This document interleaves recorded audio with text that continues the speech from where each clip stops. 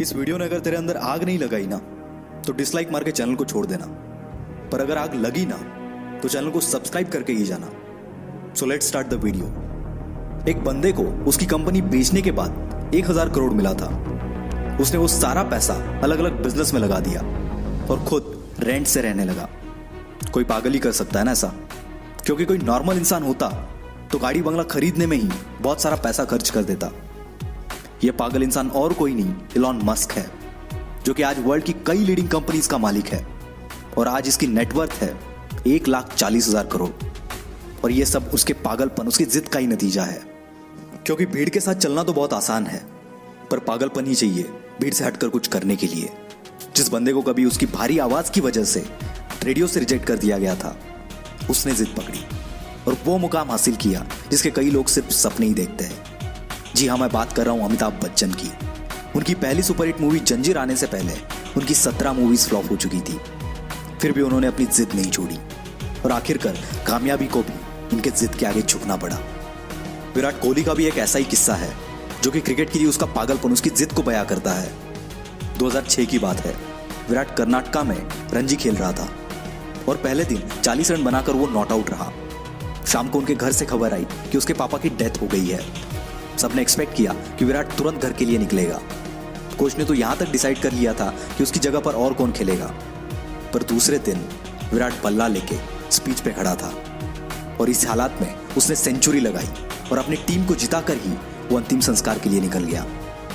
इसे पागलपन नहीं तो और क्या कहेंगे। लाखों में किसी एक के पास ही ऐसी जिद, ऐसा पागलपन होता है और वही कुछ हटके कर जाता है। दिन का 15-15 घंटा काम करने के लिए सिर्फ एनर्जी नहीं, बल्कि उस काम को करने के लिए वो जिद, वो पागलपन होना चाहिए।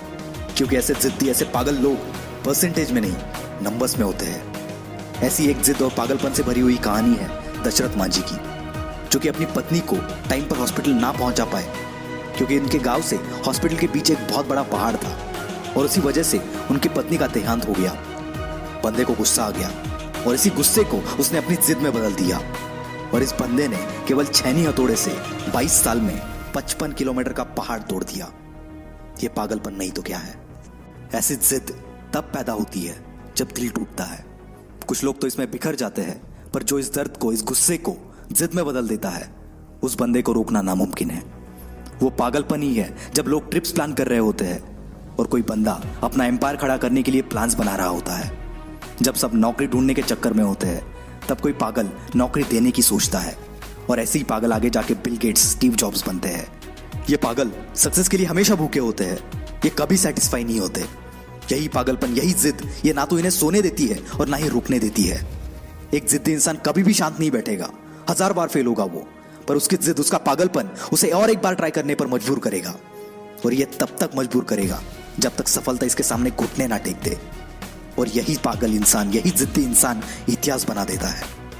यकीन नहीं आता तो हिस्ट्री उठाकर देख लो, भला कौन बंदा 1000 बार फेल होने के बाद भी कोशिश करना नहीं छोड़ता। कोई पागल ही ना। और उसी कारण ये पागल जिद्दी इंसान दुनिया को रोशन कर देता है। जी हाँ, मैं बात कर रहा हूं थॉमस अल्वा एडिसन की। 65 साल का एक बंदा जिसे ऑलरेडी 1000 बार रिजेक्ट कर दिया गया था, फिर भी उसने अपनी जिद नहीं छोड़ी और KFC जैसी होटल्स की चेन खड़ी कर दी।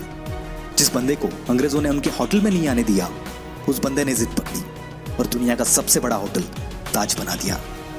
दोस्तों, ये एक जिद ही है जो एक नॉर्मल इंसान को एबनॉर्मल बनाती है और फिर ये एबनॉर्मल लोग ऐसा कुछ कर जाते हैं जिसके बारे में नॉर्मल लोग सोचने से भी डरते हैं। इसलिए आपको जो भी अच्छा लगता है, जो भी आप करना चाहते हो, पागल बन जाओ उसके लिए और जान लगा दो उसे हासिल करने के लिए।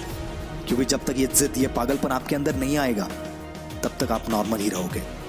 और अगर नॉर्मल रह के ही मरना है तो ऐसे ही जियो, पर एबनॉर्मल बनना है तो जिद्दी और पागल बनना पड़ेगा। वीडियो अच्छा लगा तो ही लाइक करना, शेयर करना और हमसे जुड़ने के लिए नीचे वाले लाल बटन को दबाकर चैनल को सब्सक्राइब जरूर करना। This is will power star signing off for the day.